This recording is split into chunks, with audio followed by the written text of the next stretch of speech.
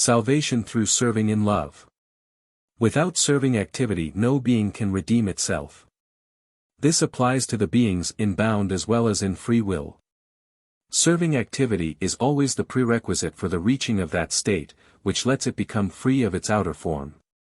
And the more willingly the being submits to serving activity, the quicker it can change the outer form, until the last outer form, the flesh body of man, surrounds the soul, and now again serving in love is the task, which the soul must fulfill to also escape from the last outer form and to be able to enter the spiritual kingdom unencumbered.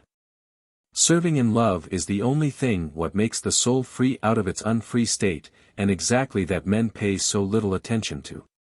In their hustle and bustle they no longer find time for other men, they forget the actual task because they consider themselves standing too much in the center. And therefore, they remain bound because only service in love redeems. In the preliminary stages the beings are determined through divine will to serving activity, they are in a certain state of compulsion, so that they must carry out the activity, which God has assigned to them. But as man the divine will is excluded insofar as he lets man himself think and act according to his will. And therefore, he is not forced into a serving activity, but he must out of free will be active serving. The drive for it must be present in the heart, love must therefore be kindled in him, because only this drives him to be active serving the neighbor. But without love he lacks the drive, and man then does not fulfill what is given to him as earth assignment. And the whole of mankind suffers from this. To be active in love requires greatest overcoming of himself as long as man does not yet stand in love. But when the flame of love is kindled in his heart, then he cannot do otherwise than to be active in love, because love is power, but power can never remain inactive, it will always stimulate to activity, therefore want to express itself, and that in a way which makes fellow man happy. And therefore, man serves him whom he wants to make happy, and he thereby frees himself from his former guilt, since he wanted to rule in arrogance.